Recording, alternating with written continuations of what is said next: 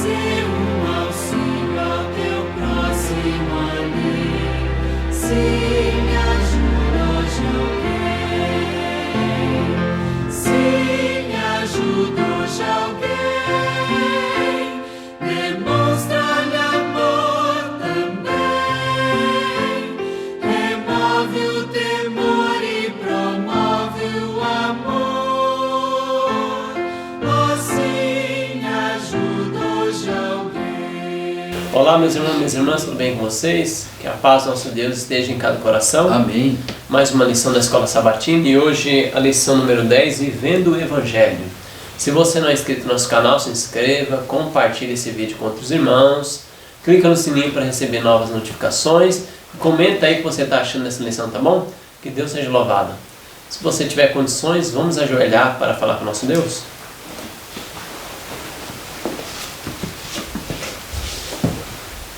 Santíssimo Pai que estás nos céus, louvado e exaltado seja o seu santo e maravilhoso nome, Senhor. Amém. Nós somos muito gratos a Ti, Senhor, por mais esse dia de vida que o Senhor nos concedeu, por mais oportunidade, Pai, que o Senhor nos deu, de estarmos mais uma vez aqui estudando mais um pouco das Suas palavras, Senhor, por meio da lição da Escola Sabatina. Amém. Senhor bendito, eu rogo, Pai, a Ti, não que somos dignos, mas pedimos em nome do Senhor Jesus Cristo, que o Seu Santo Espírito se faça presente aqui conosco, Amém. que vamos estudar, e com nossos amigos e irmãos que estão nos acompanhando. Amém. Que Ele seja o nosso professor, aquele que nos ensina e nos fortalece nos seus caminhos. Amém. Pedimos essas bênçãos em nome do Senhor Jesus Cristo. Amém. Amém. Amém, Senhor. Muito bem, meus irmãos, então hoje o texto para nós dar o início à Escola Sabatina aqui está em Efésios capítulo 2, verso 8 ao 10. Pela graça sois salvos, mediante a fé. Isso não vem de vós, é dom de Deus, não de obras, para que ninguém se glorie, pois somos feitura dele, criados em Cristo Jesus para as boas obras, as quais Deus de antemão preparou para que andássemos nelas. Então vamos comentar, irmãos, a introdução dessa lição aí maravilhosa. No livro Educação, na página 253, diz assim, irmãos, é muito interessante. A fé é a confiança em Deus, ou seja, a crença de que Ele nos ama e conhece perfeitamente o que é para o nosso bem. Assim ela nos leva a escolher o seu caminho em vez de o nosso próprio. Em lugar da nossa ignorância, ela aceita a sua sabedoria. Em lugar de nossa fraqueza, aceita a sua força. Em lugar de nossa pecaminosidade, aceita a sua justiça. Nossa vida e nós mesmos somos já seus. A fé reconhece essa posse e aceita as bênçãos dela. A verdade, correção e pureza têm sido designadas como segredos do êxito da vida. É a fé que nos põe na posse destes princípios. Vamos lá então. Você pode ler toda a página, que você vai ter uma noção grande dessa questão da graça de Deus. Todo bom impulso ou aspiração é um dom de Deus. A fé recebe de Deus aquela vida que somente pode produzir o verdadeiro crescimento e eficiência. Deve-se explicar bem como exercer a fé. Para toda promessa de Deus há condições. Pela graça sois salvos. Sim, nós somos salvos pela graça de Deus. Tudo que nós temos condições, capacidade de fazer, essa capacidade, esse estímulo, esse desenvolvimento, tudo pertence a Deus. A gente pode fazer a maior obra que esse mundo já viu, mas mesmo assim o mérito vai ser em Cristo. Posso passar pelo fogo por causa de Deus, por amor a Deus. Eu posso passar em queimar, posso fazer o que fizer por amor a Deus. Mesmo assim o mérito é dele. Amém. Então nós temos que entender isso. Há um perigo muito grande, muitas vezes, a pessoa exalta o talento que tem, o dom que tem, a capacidade que tem de fazer boas ações, essas coisas, e esquece do doador do talento, aquele que dá a capacidade, que dá a força e o poder. Há um perigo muito grande. Por isso que a gente tem que entender, pela graça sois salvos. Isso não vem de vós, é um dom de Deus. Amém. Nós não temos mérito Algum. algum. Isso é muito claro. Interessante aqui, irmãos, que na própria lição, o autor foi feliz em colocar esse texto aqui de fé e obras. Olha só, se juntássemos tudo que é bom e santo, nobre e belo no ser humano, e apresentássemos o resultado aos anjos de Deus, como se desempenhassem uma parte na salvação humana, ou na obtenção de mérito, a proposta seria rejeitada como traição.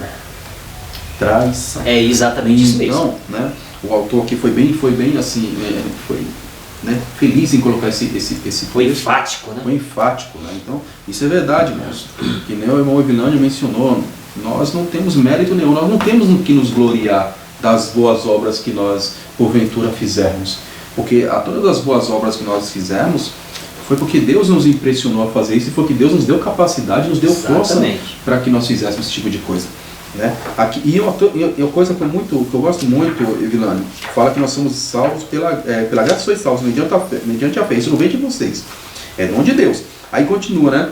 Pois nós somos feitura de Deus, nós somos criados por Deus, criados em Cristo Jesus para boas obras, ou seja, criados para ser pessoas trabalhadoras, para ser pessoas que façam algo para o reino de Deus, entendeu? Para que as pessoas sejam felizes, para fazer diferença nesse mundo. Nós não estamos aqui para viver como parasitas, sabe? Como pessoas ociosas que não fazem nada e no dia de Deus quer ser recompensado. Ou seja, nós não estamos aqui, irmãos, para viver conforme aquele homem que recebeu um único talento e foi lá e enterrou, sabe? Não é a história, o que recebeu 5, trabalhou e ganhou mais 5. O que recebeu 2, trabalhou e ganhou mais 2.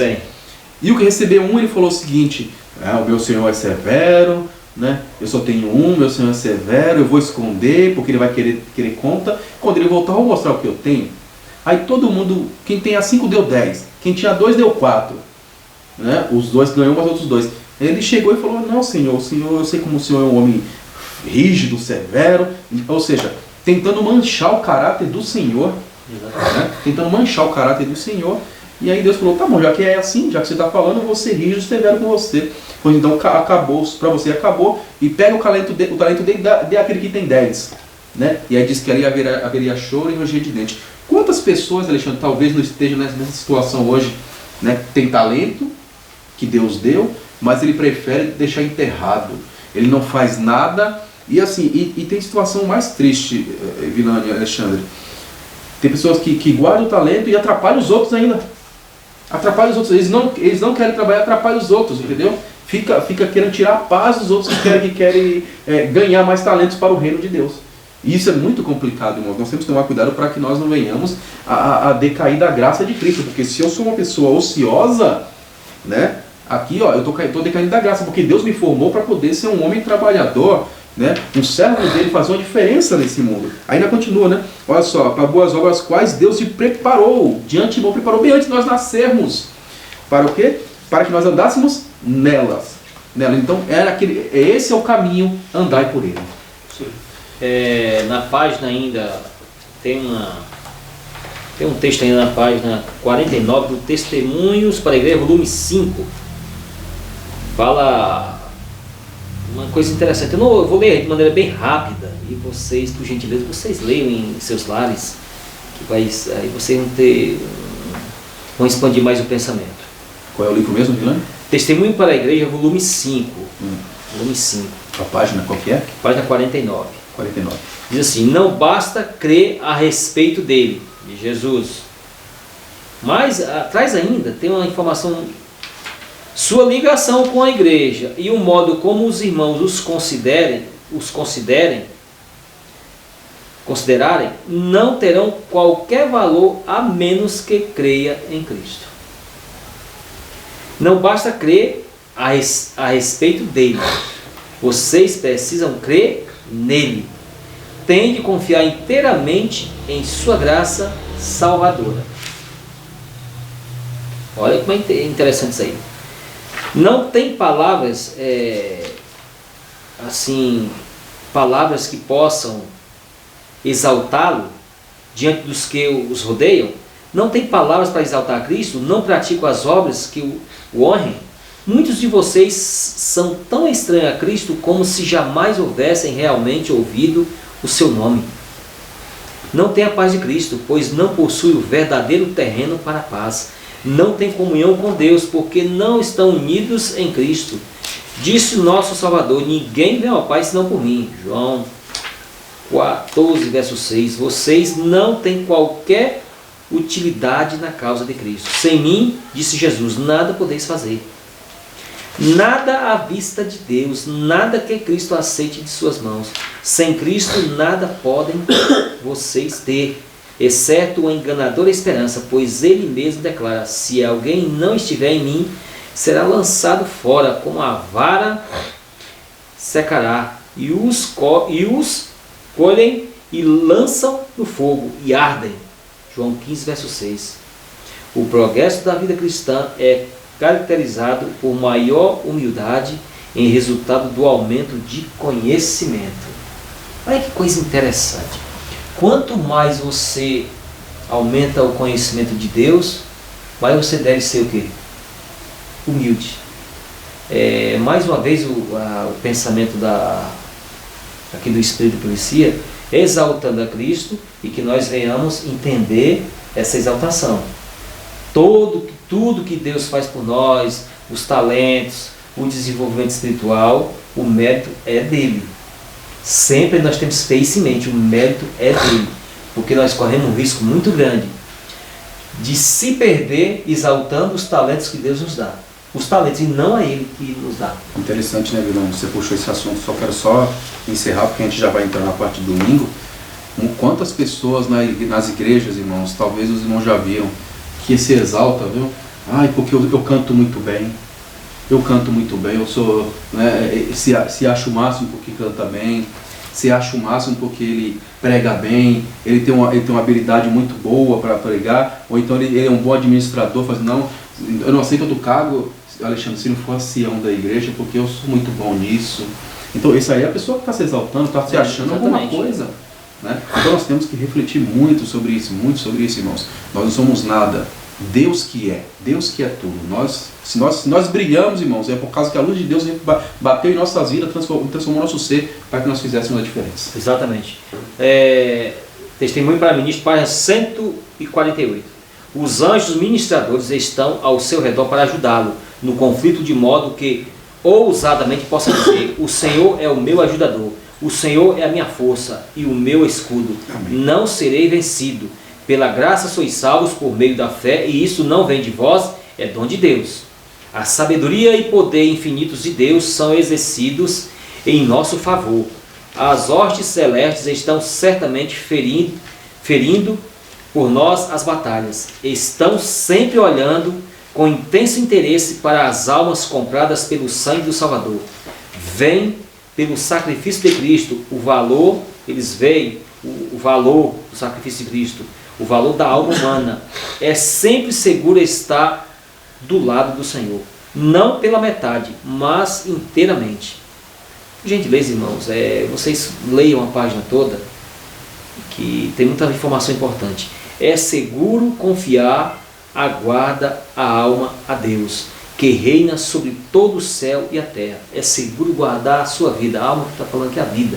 Guardar a vida nas mãos do Senhor. Amém. Louvado seja Deus. Domingo, irmão, Deus amou o mundo de tal maneira. Ricardo lê Romanos aí 8, 20 a 23. Irmãos, a versão da Bíblia que eu estou usando é a versão Bíblia White, tá bom, irmãos? A Bíblia que tem os comentários do Espírito de Profecia.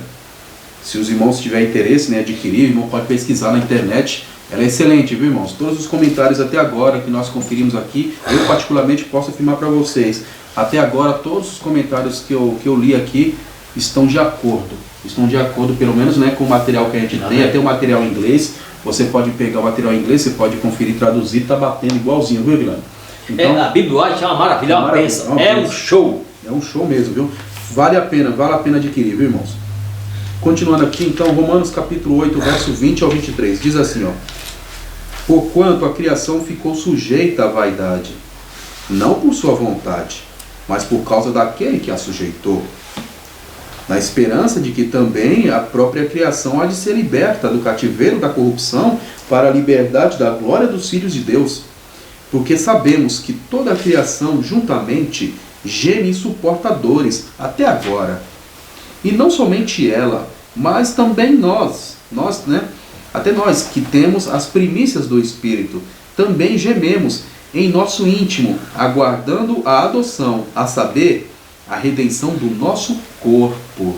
Em João 3, 16, 17, porque Deus amou o mundo de tal maneira que deu seu Filho unigênito para que todo aquele que nele crê não pereça, mas tenha vida eterna. Verso 17, porque Deus enviou seu Filho ao mundo, não para que julgasse o mundo, mas para que o mundo fosse salvo por ele. Então vamos comentar esse domingo aí, irmãos. Interessante, irmãos, que você ao ler, fala que Deus amou o mundo de tal maneira ao ponto de dar o seu Filho, o nosso Senhor Jesus Cristo, para se sacrificar, para nos libertar, para pagar nossa conta, tá, que nós devíamos lá atrás com pecados, pagar nossa conta, nos fortalecer, nos dar conhecimento, sabedoria e poder para que nós não venhamos mais a nos endividar com o pecado lá atrás, com o pecado novamente, e depois, quando ele voltar na sua grande e poderosa glória, nos livrar para sempre da presença dessa tentação maligna, que é o pecado. Exatamente. Então, isso é a justiça pela fé, o que ele fez por mim, o que ele faz em mim, na verdade é o que ele fez por mim e o que ele faz em mim. Então, e o que ele faz através de mim também para ajudar outras pessoas. É isso que nós temos que ter em mente. E eu quero ler aqui, irmãos, se os irmãos me permitem, eu quero ler um texto aqui que está no Caminho a Cristo. Essa versãozinha aqui, irmãos, ó, é um pouquinho antiga, menorzinho, tá? Mas esse livro aqui é bem poderoso, viu? É um livro pequeno, Alexandre, mas ó, eu acho que os irmãos faziam muito bem, viu? Se adquirir um livrinho desse e começar a ler, viu? Eu sei que agora a Casa Explicadora faz uns bem bonitos, um pouquinho maior. Se os irmãos tiverem como comprar esse, compre, mas o bom é, assim, para poder, de bolso, ele é bonitinho, é mais fácil de levar.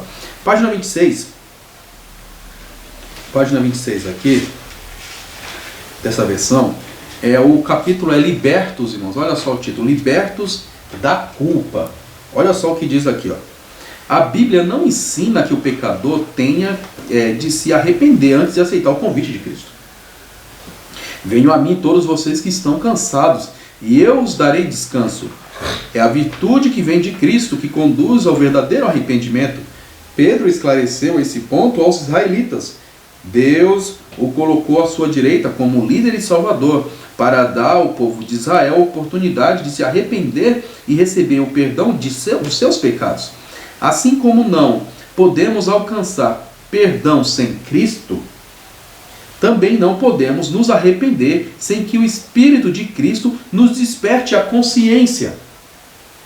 Cristo é a fonte de todo bom impulso. Somente Ele é capaz de implantar no coração a inimizade contra o pecado. Todo desejo de verdade e pureza, toda a convicção de nossa própria natureza pecaminosa é uma evidência de que seu Espírito está trabalhando em nosso coração. Jesus disse: eu, quando for levantado da terra, todos atrairei a mim. Cristo precisa se revelar ao pecador como Salvador, que morreu pelos pecados do mundo. E quando contemplamos o Cordeiro de Deus sobre a cruz do Calvário, começa a revelar-se a nós o mistério da redenção, e a bondade de Deus nos leva ao arrependimento. Morrendo pelos pecadores, Cristo manifestou um amor que não pode ser compreendido. Esse amor abranda o coração do pecador e impressiona-lhe o entendimento e o leva à contrição. Então, irmãos, aqui deixa bem claro, ele nos amou de tal maneira, Jesus não somente morreu por mim, muitas vezes você vê pregadores, Alexandre, pregando assim o evangelho pela metade. Sim. Jesus morreu por mim, é o Jesus por mim, é o Jesus por mim, é o Jesus por mim. Não, é o Jesus por mim, está certo. Mas não é só isso, é incompleto. É como se você fizesse, Evilante, a pessoa está fazendo um serviço, o serviço está certinho, sabe? Mas ele não terminou. Não está errado, simplesmente não terminou, está incompleto. É a mesma coisa. Vamos supor, você está levantando a parede e você parou a parede pela metade e está quase terminando. Ou então você não deixou de rebocar a parede, Alexandre. Não, a parede está certinha. Mas vai deixar assim? Não, você tem que rebocar, você tem que terminar o serviço. É a mesma coisa aqui. Não é somente Jesus morreu por mim. Você vê que interessante que fala que o Espírito de Deus, o Espírito de Cristo, ele me transforma a cada dia. Opa, então peraí. Aqui é o Jesus trabalhando na minha vida. Ó, ele me amou de tal maneira que ele deu seu filho para morrer por mim e para me transformar também, Vilano. Olha que glória, olha que bênção. E muitas vezes tem pregadores que esquecem disso. Né? Ou seja, você mesmo leu aqui, confia, é para confiar no Senhor, que Ele tem poder para te libertar. Então Deus amou o mundo de tal maneira que deu seu Filho para que morresse por mim e para que me transformasse, para que me libertasse, né? Para que eu pudesse andar aqui nesse mundo com dignidade, né? Como um autêntico Filho de Deus. É isso que Deus fez, né? E é isso que Deus espera que nós reconheçamos assim, e mostremos gratidão por isso. Né? Exatamente. Amém? Educação, página 263. Milhões e milhões jamais sequer ouviram falar em Deus, o seu amor revelado em Cristo. Eles têm direito de receber este conhecimento. Igual direito ao nosso tem eles a misericórdia do Salvador. Recai sobre nós os que recebemos este conhecimento e sobre nossos filhos, a quem o podemos comunicar, atender ao seu clamor. A toda casa e escola, a todo pai, professor e criança, sobre quem resplandeceu a luz do Evangelho, impõe-se neste momento crítico aquela pergunta feita a Rainha Esther. Esther, naquela momentosa crise da história de Israel. Quem sabe se para tal tempo como este, chegastes a este reino? Esther 4, versículo 14. Os que pensam no resultado de apressar o Evangelho ou impedi-lo, escutem bem, pensam isto em relação a si mesmo e ao mundo. Poucos o pensam em relação a Deus. Poucos tomam em consideração o sofrimento que o pecado causou a nosso Salvador, ao nosso Criador e Salvador. Todo o céu sofreu com a agonia de Cristo, mas esse sofrimento não começou nem terminou com sua manifestação em humanidade. A cruz é uma revelação aos nossos sentidos embotados da dor que o pecado, desde o início, acarretou ao coração de Deus. Cada desvio do que é justo, cada ação de crueldade, cada fracasso da natureza humana para atingir o seu ideal, traz-lhe o pesar. Quando sobrevieram a Israel as calamidades que eram resultado certo da separação de Deus, subjugação por seus inimigos, crueldade e morte, refere-se que se angustiou a sua alma por causa da desgraça de Israel. Em toda a angústia deles foi ele angustiado, e os tomou e os conduziu todos os dias da antiguidade. Juízes 10, verso 16, Isaías 63, versículo 9. Então, irmãos, na cruz, ali foi uma revelação da dor que o pecado causou em Deus. E toda a vida que nós estamos sofrendo, angustiados, Deus também está angustiado por nossa causa. Ele quer o nosso bem, Ele quer nos salvar. De todas as maneiras, Deus providencia um meio para nos alcançar. E a grande maioria das vezes, nós rejeitamos o meio que Deus proveu para nos salvar. Então nós temos que pensar muito bem sobre o sofrimento de Jesus. Essa revelação da cruz, Deus ele nos ama de maneira infinita e incondicional. Então vamos lá na segunda. Então, compaixão e arrependimento. Lê para nós aí, Ricardo. Mateus 9, 36.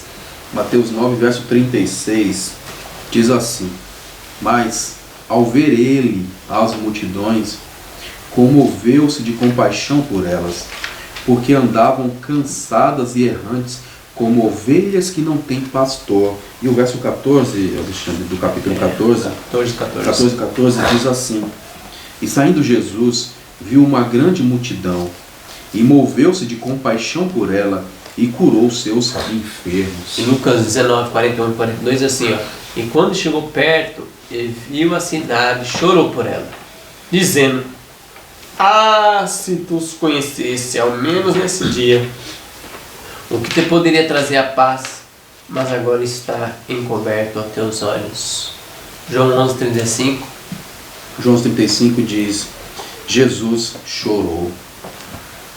Olha, então vamos comentar, irmão, esses textos maravilhosos, compaixão e arrependimento. Você vê que interessante, irmãos, Alexandre e Vilânio, aqui nesses textos mostra que Jesus, ele vivia muito preocupado, né? O Vilânio fez até um comentário da preocupação que Deus tem com a humanidade. Esses versos bíblicos aqui mostram claramente isso. Ele se compadeceu, ele olhou para o povo. Vilânio, olha só, ele olhou para o povo cansado, aflito, oprimido, olhou assim para eles, considerou eles assim, né? Comparou eles como ovelhas que não tem um pastor, tudo errante, coitado, sabe? Precisando ser protegidas, sabe? Ele se compadeceu na hora dessas pessoas, e aí ajudou, na medida do possível, ali, né? Curou seus enfermos, incentivou a permanecer na fé, né? E aí tem outro texto lá de João 11:35 que fala que ele chorou. Entendeu? Agora, para o Filho de Deus, o próprio Deus vir e chorar pela humanidade é porque o negócio estava grave mesmo. O negócio estava grave porque eles mesmo. rejeitaram, né? Rejeitaram. Jesus ofereceu a salvação completa, eles rejeitaram, ele queria matar o autor da salvação. Essa salvação. Interessante, irmãos, que assim, o povo simples ali, eles estavam sendo assim guiados, né, Alexandre? Ovelhas que não tem pastor, né? Como ovelhas que tem pastor, eram guiados. Quem mesmo eram os maiores, assim, como é que eu vou dizer? Se é que a gente pode classificar isso, né? Mas os maiores responsáveis por o povo estar na situação eram os líderes. Eles não tinham amor pela verdade. Porque eles eram pagos, eles eram instruídos na lei para ser pastor do povo. Eles eram pagos, eles ganhavam dinheiro para isso, eles eram sustentados na obra de Deus. Sim. E eles não guiavam o povo. Não guiavam o povo. Mercenário. Jesus só chamou eles mercenários. Eles, na realidade, eles até guiavam, mas no erro. Sim. Então, além de ser falsos pastores, eles eram mercenários. Você está, nós vamos usar uma linguagem direta. Isso não é para ofender a ninguém, mas é para tornar a questão clara. Como eles eram mercenários, eles estavam mais interessados em seus salários, Sim. no caso. E eles não estavam interessados em da ovelha. A pessoa vai para o céu, realmente estavam interessados vai para o céu, vai para o lago de fogo. Ele não está interessado nisso. Não. Está interessado na realidade era Manter sua posição. manter sua posição, Manter aquele sistema, os privilégios, as regalias, era isso, ele estava querendo manter isso mesmo, né? Então, a gente pode ver que quando Jesus chegou, o bebê, os líderes estavam onde? A Bíblia fala aí. Nem reconhecer. Nem reconheceu. Tanto lá o rei obrigou lá, uns líderes lá, onde vai nascer esse rei? Dizem que era em Belém. Dizem. Pela escritura lá, tem em Belém, uma estrela assim. Mas nem ele está acreditando. Nem ele está acreditando. Então ele está interessado. A gente não tem como contar assim, fazer aquela matemática, dizer quantos líderes tinha naquela época, exatamente quantos líderes tinha naquela época. Mas tinha bastante. Sim. Nenhum deles estava lá para poder receber o Filho de Deus. E eles tinham a profecia das 70 semanas, que era ali perto que ia o Messias, ali, as 70 semanas. Eles tinham profecia. Mas cadê? Não estudaram a profecia? Quem estudou foi quem? Que estava inteirado ali. Aqueles três lá, pessoas simples, que era fora de fora da igreja, se for levar em consideração. fora da igreja. Se for levar em consideração, é verdade. Dissidentes. Entenderam o tema. Hoje tem alguns que estudam muito a profecia, gostam de estudar os temas e gostam de alertar a igreja. Muitos deles são chamados de dissidentes, infelizmente, né? Infelizmente são chamados de dissidentes. E lá o Anás e o Caifás, eles eram o chefe do Sinédrio lá. Sim. E podem dizer o quê? Apostatados. Sim. Dissidentes da verdade. Eles eram dissidentes. E não da Anás e igreja. Caifás. E não da igreja. Eles eram dissidentes. Olha só, irmãos, eu quero ler um texto aqui. Está no livro E Recebereis Poder, né? Meditação matinal aqui, né, do Espírito e Profecia. Aqui na página 243, talvez os irmãos não tenham esse livro, então os irmãos podem procurar por meio do aplicativo no dia 22 de agosto, tá bom? E aqui o título é Ministério de Assistência Social. Olha só o que fala. O Senhor, né, Jesus, realizava continuamente atos de amoroso ministério. E isto todo ministro do Evangelho deve fazer. Olha só, hein? Ele realizava atos de amoroso ministério, né? Olha só. E isso todo ministro deve fazer. Ele nos designou para ser seus embaixadores, para levar avante sua obra no mundo. Todo obreiro genuíno e abnegado é dado a ordem: ide por todo mundo e pregai o Evangelho a toda criatura. Leia atentamente as instruções dadas no Novo Testamento. O trabalho que o grande mestre fez em conexão com seus discípulos é um exemplo de que devemos seguir em nossa obra médico-missionária. Temos, porém, seguido esse exemplo? As boas novas da salvação têm se proclamadas em todo lugarejo, povoado e cidade?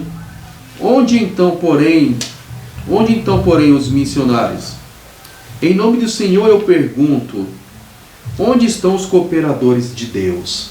Será, agora irmãos, vamos aplicar para nós aqui, será que nós estamos pregando o Evangelho mesmo? Será que as pessoas estão sendo salvas mesmo? Né?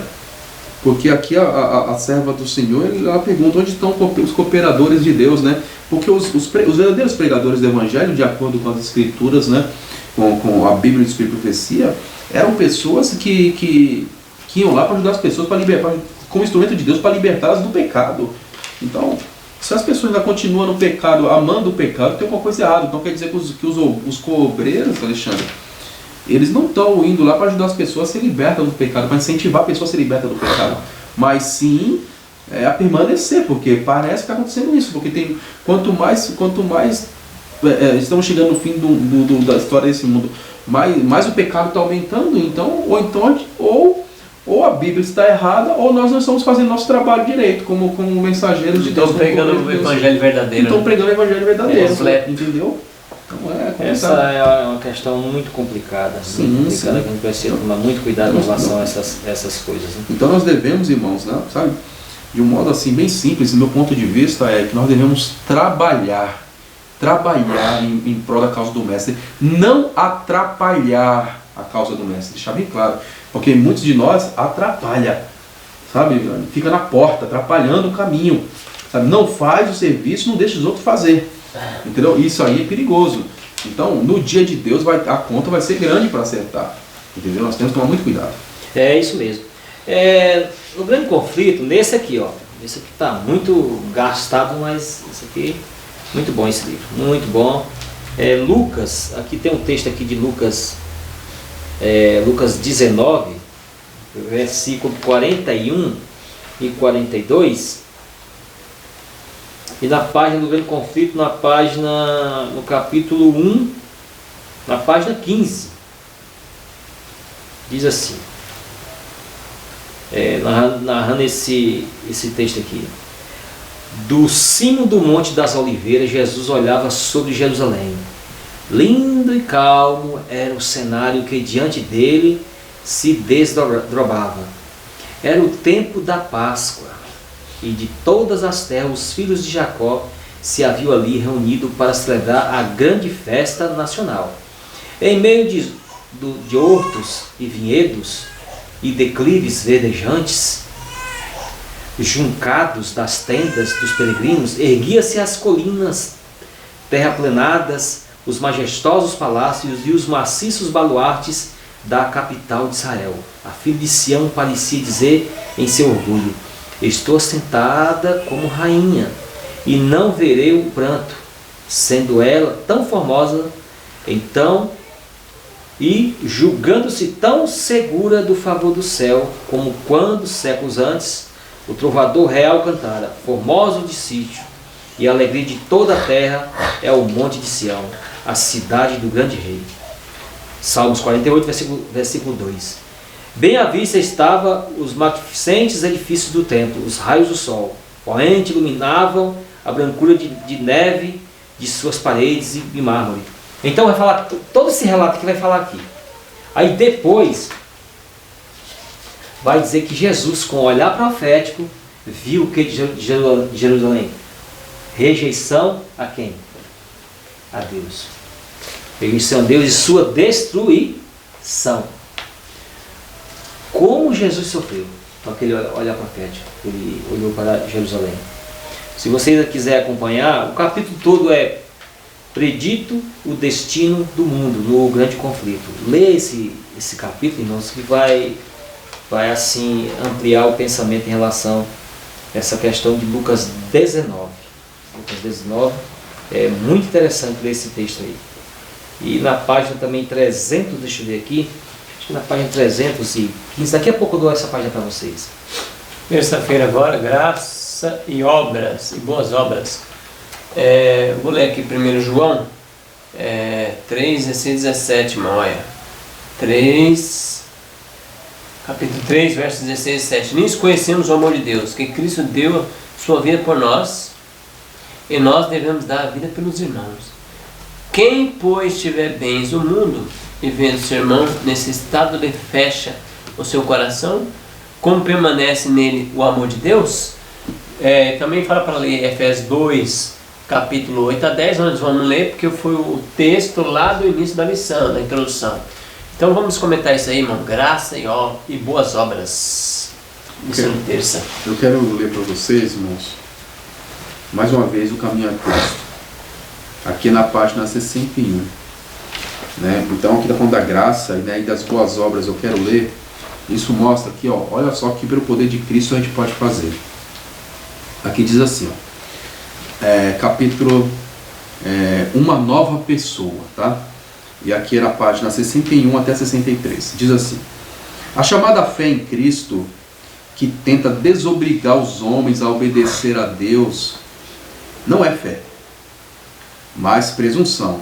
Pela graça sois salvos por meio da fé. Mas a fé, se não tiver obras, é morta em si mesma. Jesus disse acerca de si mesmo, antes de vir à terra: eu tenho prazer em fazer tua vontade, ó meu Deus. Guardo tua lei no meu coração. E antes de voltar para o céu, declarou: tenho guardado os mandamentos de meu Pai, e permaneço no seu amor. Diz a Escritura: nisto sabemos e o conhecemos, se guardarmos os seus mandamentos. Aquele que diz que está nele, também deve andar como ele andou, pois também Cristo padeceu por nós, deixando-nos o exemplo para que sigais as suas pisadas. A condição da vida eterna é hoje exatamente a mesma que sempre foi, a mesma do paraíso, antes da queda de nossos primeiros pais. Perfeita obediência à lei de Deus, perfeita justiça. E se a vida eterna fosse concedida sob qualquer condição inferior a essa, a felicidade do universo todo correria perigo. Estaria aberto o caminho para que o pecado, com toda a sua miséria e tristeza, existisse para sempre. Era possível a Adão, antes da queda, formar um caráter justo pela obediência à lei de Deus, mas deixou de fazê-lo. E devido ao seu pecado, nossa natureza se acha decaída e não podemos nos tornar justos. Como somos pecadores profanos, não podemos obedecer perfeitamente a uma lei santa. Não possuímos justiça em nós mesmos com a qual possamos satisfazer as exigências da lei de Deus. Cristo nos proveu um meio de escape. Viveu na terra em meio às provas e tentações iguais a que sofremos. Sua vida foi sem pecado, morreu por nós e agora se oferece para nos tirar os pecados e dar-nos sua justiça. Se você se entregar a Ele e o aceitar como seu Salvador, será considerado justo por sua causa, pois por mais cheia de pecado que tenha sido a sua vida. O caráter de Cristo substituirá o seu caráter e você será aceito diante de Deus, exatamente como se não houvesse pecado. E ainda mais, Cristo mudará o coração e pela fé irá morar nele. Pela contínua submissão à sua vontade, a de Cristo, e pela fé, você deve manter essa ligação com Ele. Enquanto fizer isso, Ele operará em você o querer e o fazer segundo a sua vontade. Você poderá então dizer: esta vida que agora vivo, eu a vivo pela fé no Filho de Deus, que me amou e se deu a si mesmo por mim. Jesus disse a seus discípulos: porque as palavras que disserem não serão de vocês mesmos, mas virão do Espírito do Pai que fala por meio de vocês. Assim, através de Cristo, você manifestará o mesmo Espírito e praticará as mesmas obras de justiça e de obediência. Olha só, por meio de Cristo você vai trabalhar e vai fazer as mesmas obras de Cristo. Se tiver com Cristo na sua vida, no seu coração. Que obras são essas? Obras de justiça e de obediência.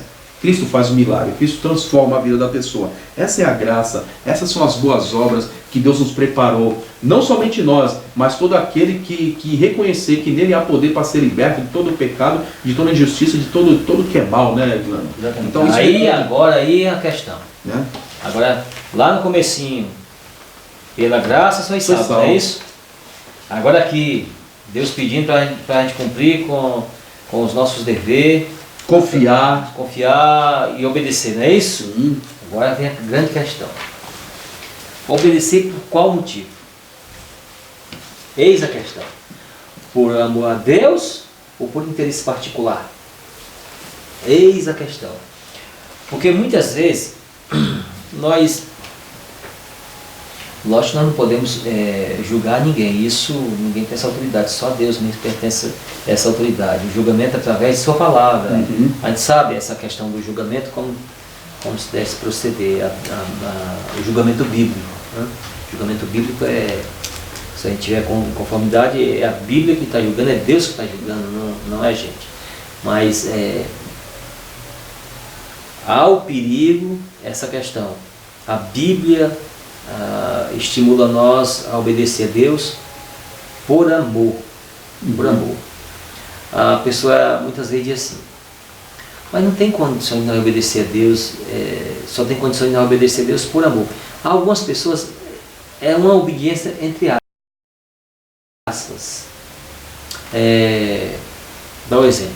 Jesus falou assim: sem mim nada podeis fazer. Não é assim? Sem mim nada podeis fazer. Mas tem muitas pessoas que não creem em Cristo e praticam boas obras. E agora? Não é interessante isso? Tem muitas pessoas que promovem boas obras, coisas espetaculares, coisas maravilhosas. Mas não crê em Cristo. Não crê em Cristo. Não crê e combate ainda. Sim. Então, e agora? Então, quando Cristo está falando aqui dessa questão de fazer sua obra, é daquela pessoa que realmente o conhece e que o ama. Que o ama. E adverte para o perigo de você ou se vangloriar por estar fazendo boas obras, ou então achar que você não deve, não tem nenhuma obrigação com o seu semelhante. O texto não falou aí? Como é que você vai mandar a pessoa em paz e ela passando necessidade, não é isso? Isso chama-se o quê? Aí na Bíblia. Hipocrisia. Chama-se hipocrisia. Deus não gosta da hipocrisia. Verdade. E recomenda que, na Bíblia é recomendado que retirai do meio de vós todo o vosso fingimento. Eu li um texto atrás aqui, que é direito das pessoas ter o mesmo conhecimento da gente. O mesmo conhecimento de Deus. É o direito das pessoas.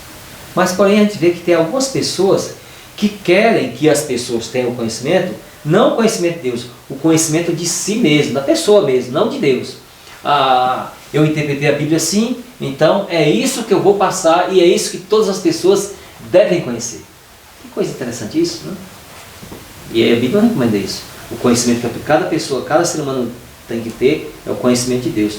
É o dever de cada ser racional, buscar na palavra de Deus, saber o que é a verdade e segui-la, essa verdade, e estimular outros a seguir também. Amém. Amém. Louvado seja Deus. Então, vamos lá na quarta-feira agora, nossa humanidade em comum. Eu vou ler Malaquias 2:10, Ricardo lê Atos 17:26 e virando Romano 3:23. Vou ler Malaquias 2, verso 10. Não temos nós todos um mesmo Pai? Não nos criou um mesmo Deus? Por que nós havemos aleivosamente cada um com seu irmão, profanando a aliança de vossos pais? aqui, Atos dos Apóstolos, capítulo 17, verso 26, fala assim: e de um só sangue fez todas as raças dos homens para habitarem sobre toda a face da terra, determinando-lhes os tempos já dantes ordenados e os limites da sua habitação. Romanos 3, versículo 23 diz assim: porque todos pecaram e destruídos estão da glória de Deus. E Gálatas 3:28, não há judeus nem grego, não há escravo nem livre, não há homem nem mulher, porque todos sois um em Cristo Jesus. Então vamos comentar nossa humanidade em comum. Em comum mesmo, Alexandre, porque Deus não faz acepção de pessoas, certo? Ninguém tem preferência para Deus, não importa, viu, Milano? Não importa o seu título, viu? Ah, porque eu sou doutor, ah, porque eu conheço tudo, eu sou mestre, eu conheço todos os mistérios do mundo, entendeu? Conheço tudo, não adianta nada, não significa nada, e o outro é uma pessoa simplesinha, não significa nada para Deus, entendeu? O seu conhecimento diante de Deus não significa nada, o que significa para Ele é um caráter semelhante ao de Cristo, que você permitiu que Cristo trabalhasse em sua vida, tá? E aí quando a gente fala de caráter, quando a gente fala aqui de nossa humanidade comum, ou seja, se Deus não faz acepção de pessoas, se Deus não tem preferência, não, você é melhor que Ele, não, todo mundo é igual, todos são iguais diante de Deus, Deus aceita todos. Se Deus é assim, por que eu tenho que ser diferente, Vilano? Por que eu tenho que falar, não, eu quero essa pessoa do meu lado, porque ela, por exemplo, Vilano, eu quero você perto de mim porque você pensa igual a mim. Alexandre não, Alexandre longe de mim, porque você pensa diferente de mim, eu quero você longe de mim. Mas que tipo de cristianismo é esse? Que tipo de cristianismo? Peraí, ele é obrigado a pensar como eu penso em algumas coisas? Não, agora a questão de cristianismo, questão de fé, nós temos que ver se ele crê no Senhor Jesus Cristo ou não. E mesmo se ele não cresce, eu tinha que tratá-lo bem, eu tinha que mostrar o amor, cuidar dele do mesmo jeito. Imagina, entendeu? Imagina se crê, eu vou ficar inventando coisa. Olha só, irmãos, tem um trecho aqui, um texto bem interessante nessa meditação aqui, tá? Meditação nos lugares celestiais, irmãos. Aqui é 7 de outubro, tá? E nesse livro aqui, se alguém tiver, é na página 287. Diz assim, irmãos, olha só. Quem alega ser cristão deve examinar-se e ver se é tão bondoso e considerado para com seus semelhantes. Como deseja que esses sejam para com ele? Cristo ensinou que posição ou riqueza não devem fazer nenhuma diferença em nosso trato mútuo e que a luz do céu, em relação à luz do céu, todos somos irmãos, todos somos iguais. Posses terrestres ou honras mundanas não contam na avaliação do homem por Deus. Deus não quer saber o que você tem. Cristo, criou ele todos os homens iguais. Ele não faz acepção de pessoas. Avalia o homem segundo a virtude de seu caráter. E aqui continua. Possuir a verdadeira piedade quer dizer amarmos uns aos outros, ajudar-nos mutuamente, tornar aparente em nossa vida a religião de Jesus.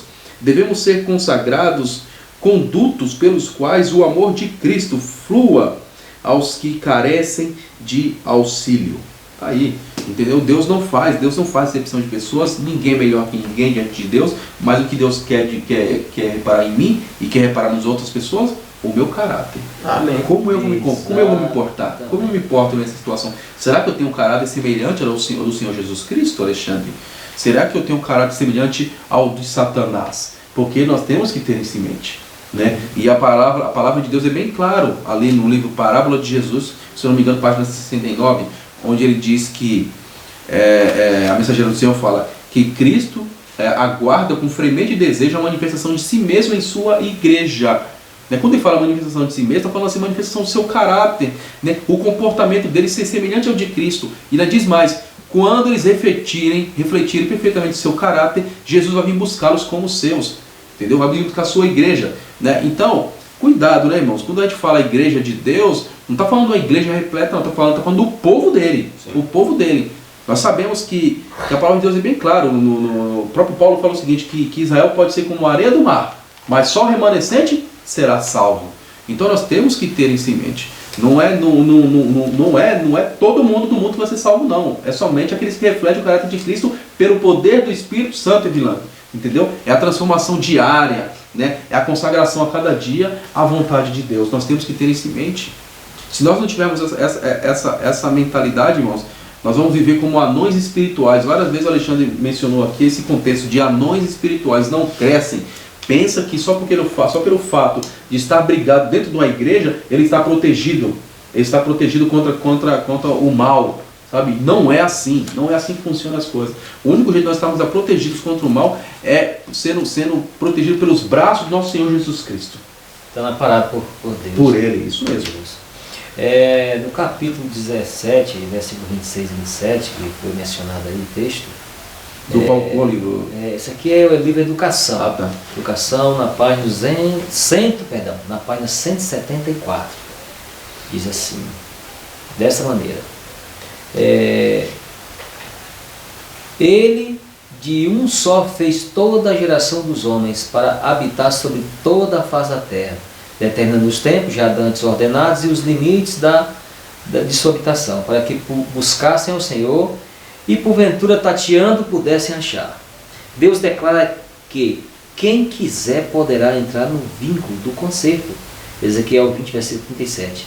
Era o seu propósito na criação que a terra fosse habitada por seres cuja existência fosse uma bênção a si mesmo e entre si, e uma honra ao seu Criador. Todos os que quiserem poderão identificar-se com este propósito. Amém. A respeito deles foi dito: este povo que formei para mim, para que me desse louvor. Isaías 43, versículo 21. Deus revelou em sua lei os princípios que constituem a base para toda a prosperidade, tanto das nações como dos indivíduos. Esta será a vossa sabedoria. E Deuteronômio 4, versículo 6, 32, versículo 47. As bênçãos que assim se asseguravam a Israel, nas mesmas condições e em grau igual, se asseguram a toda a nação e indivíduo debaixo do vasto céu. Qual é a sabedoria? Aqui vai estar o texto, eu não li todo, mas é acerca da guarda da lei de Deus. Então, todo povo, todo indivíduo, toda nação sábia é aquela que obedece à lei de Deus. Amém. Louvado seja Deus. A lei de Deus. Louvado seja Sem Deus. a obediência à lei de Deus, é uma anarquia. Verdade. É uma anarquia. E a gente sabe, o mundo sem ordem, o que ocorre? Com ordem já é do jeito que é, e imagine sem. Então, a gente, pelo exemplo do mundo, nós podemos ver que não tem como assim, ir para o céu e ser feliz sem ordem, não. Uhum. Tem que ter ordem, tem que ter. Sim. Senão não tem como É verdade. manter a ordem do céu. Na quinta-feira agora o Evangelho Eterno. Colossenses 14, versos 6 a 7 diz assim: viu outro anjo voando pelo meio do céu, e tinha um Evangelho Eterno para proclamar os que habitam sobre a terra, em toda a nação, em tribo, e língua e povo, dizendo com grande voz: temei a Deus e dai glória, porque vinda é a hora do seu juízo, e adorai aquele que fez os céus e a terra e o mar e as fontes das águas. Então, no comentário, irmão, já que está falando de Evangelho, olha esse Evangelho Eterno. Que Evangelho é esse? Interessante, Alexandre, que Paulo também fala do Evangelho. Está em Romanos, carta de Paulo aos Romanos, o povo de Roma, né? Capítulo 1, verso 16. Olha só o que ele disse: porque não me envergonho do Evangelho. Por quê? Do Evangelho de Jesus Cristo. Por quê? Pois é o poder de Deus para a salvação de todo aquele que crê, primeiro do judeu e também do grego. Então, o Evangelho Eterno, Alexandre e Vilani, é o poder de Deus. É o poder de Deus na minha vida, né? Na vida de cada um de nós. Então, aí que está, né? Tem pessoas que tomam posse do Evangelho Eterno. Tem pessoas que não tomam posse, porque o poder de Deus não está fazendo efeito na vida dele, entendeu? Muitos acham que o Evangelho é somente as boas novas, crer que Jesus é Salvador. Jesus já morreu por mim, então eu vou viver de qualquer jeito que eu vou entrar no céu. Jesus já me garantiu, eu já estou salvo. Quantos por aí não falam? Você está salvo, irmão? Tô sim, tô salvo. Mas como você está salvo? Salvo do quê? Salvo do quê? Isso eu quero saber. Eu sempre pergunto, você está salvo do quê? Se você falar assim, eu fui salvo, você foi salvo do quê? Não, da minha dívida passada, do meu... sim, verdade, você foi salvo, eu concordo. Assim, e a cada dia Cristo me ajuda, Cristo me salva da artimanha do diabo, a cada dia. Foi salvo, está nos salvando e nos salvará. Vai me salvar, né, eternamente. Essas coisas. Salvação em 3 tempos. Nós temos que ter isso em mente. Não, eu já estou salvo, mas você está salvo do quê? Do quê? Entendeu? É isso que nós temos que ter em mente. As pessoas às vezes se esquecem dessas coisas. Exatamente. O grande conflito, esse conflitão aqui, na página, esse aqui, nessa edição aqui, irmãos. Eu não anotei a página, mas encontrei ela aqui. Na página 311, diz assim: declara que esta mensagem é parte integrante do Evangelho eterno. A obra de pregar o Evangelho não foi cometida aos anjos, mas confiada aos homens. Santos anjos têm sido empregados na direção desta obra. Têm eles a seu cargo os grandes movimentos para a salvação dos homens, mas a proclamação do Evangelho propriamente dita é efetuada pelos servos de Cristo sobre a terra. Homens fiéis que eram obedientes aos impulsos do Espírito de Deus e aos ensinos de sua palavra, deveriam proclamar esta advertência ao mundo. Eram eles os que haviam atendido a muito firme palavra dos profetas, a luz que alumia em lugar escuro, até que o dia esclareça e a estrela da alva apareça. Então aqui, o texto diz aqui que o Evangelho deve ser pregado, o Evangelho eterno, de maneira rápida. E Apocalipse 14, versículo 6, fala do Evangelho e também fala de que, em seguida, tem um juízo também. Sim. Um juízo. Por que o juízo? Deus anunciou o Evangelho para que as pessoas se preparem para que recebam o juízo. Muitas vezes a pessoa olha por essa questão do juízo de maneira negativa. Sim. Mas nós devemos pensar ao contrário, de maneira positiva. Se o juízo de Deus tivesse... Agora está tendo um julgamento, chamado julgamento de investigação. Uhum. Mas se o julgamento eterno, chamado executivo, tivesse sido realizado já, teria mais algum problema na Terra? Nenhum. Já teria se resolvido tudo.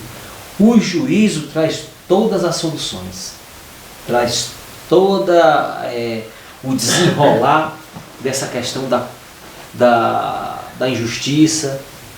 A sentença final de Deus resolve todos esses problemas. Todos os problemas são solucionados. Então a gente deve olhar para o juízo de Deus de maneira esperançosa e também positiva, porque o texto aqui diz que nós devemos adorar o Criador.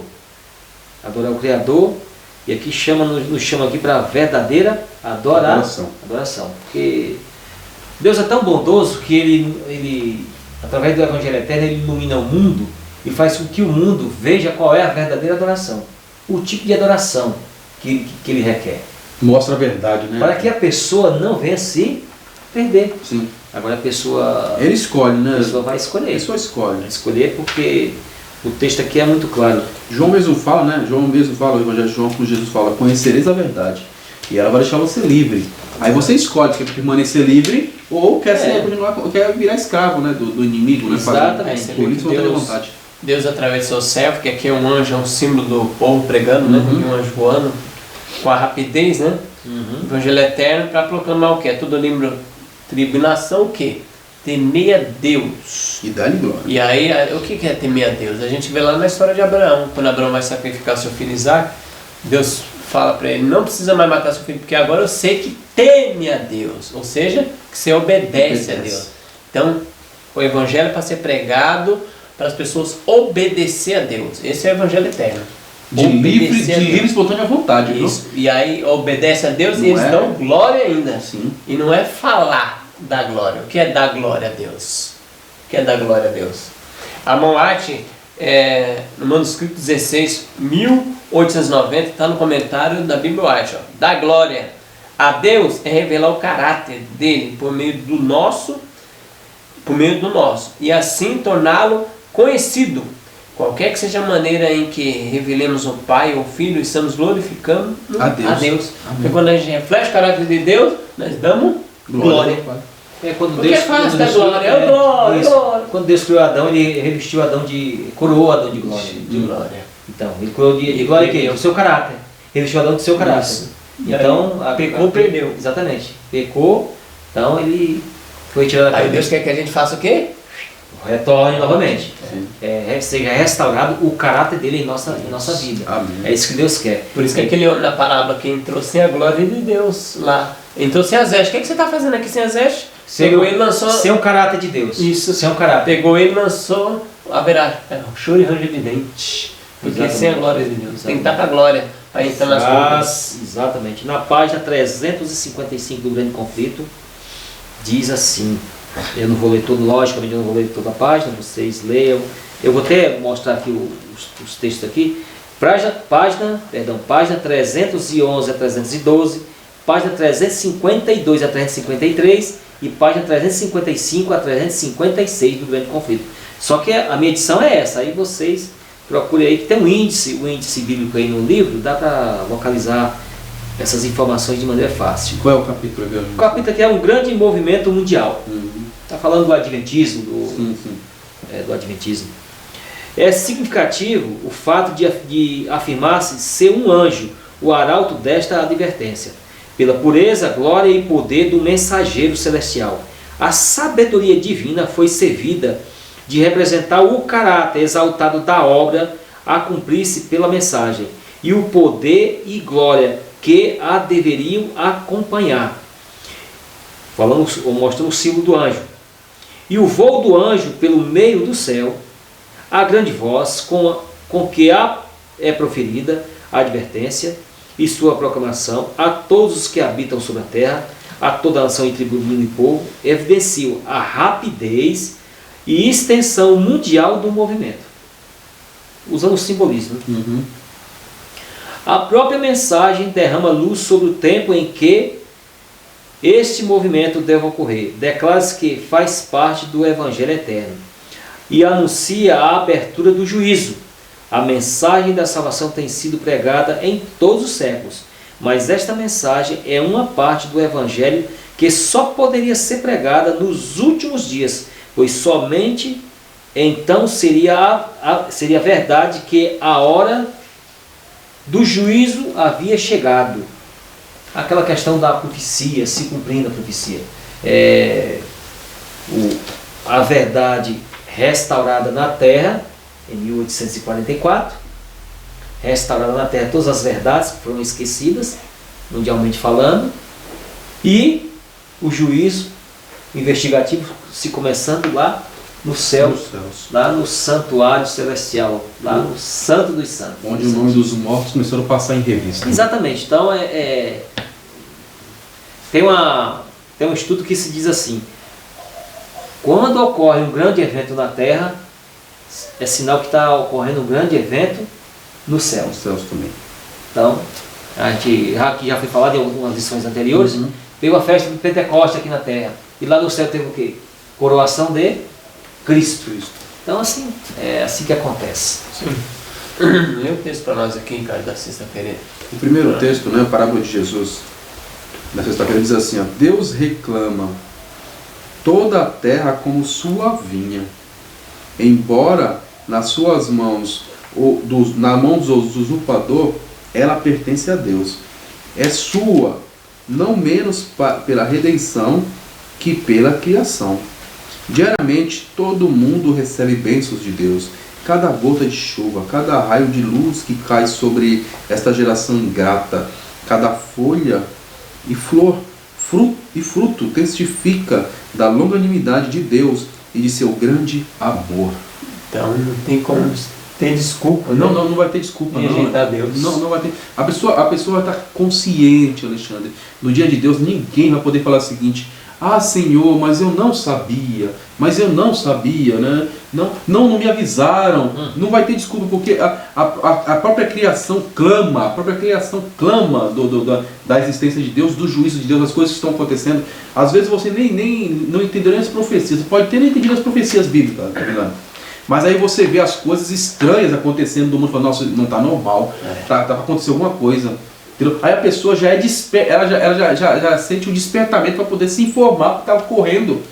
Entendeu? Qual é a desculpa que tem? Quantas vezes você passa e vai em condução, por meio, num trem, num ônibus, no metrô, às vezes as pessoas estão conversando, nossa, não está normal essas coisas, esse mundo está estranho, não é mais como era antes, está muito agitado, eu acho que vai acontecer alguma coisa. Então, pessoas muitas vezes que nem lêem a Bíblia, mas eles percebem. Qual é a desculpa que as pessoas não têm? Alexandre, agora, se essas pessoas lá já estão acordando para essas coisas, assim, estão ficando atentas, e os da igreja? Porque eu estou falando dos de fora, e os da igreja? Qual é a desculpa os da igreja vai ter se forem pegos de surpresa? Nenhuma, esses vão ser piores ainda, entendeu? Não vai ter desculpa nenhuma. Então que Deus possa abençoar você, a nós, e que nós possamos viver esse evangelho e pregar esse evangelho para a glória do nosso Deus. Se você tiver condições, vamos já ajoelhar para falar com o nosso Deus? Senhor Deus, maravilhoso Pai, graças a Deus pela tua misericórdia, pelo teu amor, Amém, ter nos ajudado. Amém, Senhor. Obrigado pelo evangelho que o Senhor nos confiou, Deus. Ajuda a viver e pregar para outras pessoas que não sabem ainda. Por favor, Senhor. Que as pessoas, Senhor, que são sinceras, possam conhecer esse evangelho através de nós. Amém. Envie nós das pessoas, envie essas pessoas até nós. Amém. Ajuda a ser fiel ao propósito que o Senhor nos deixou, Deus. Transforma a nossa vida e ajude o irmão e a irmã que está assistindo também. Dá-nos força, o Espírito Santo, para fazer a tua vontade, em nome de Jesus. Amém. Amém. Amém. Louvado seja Deus.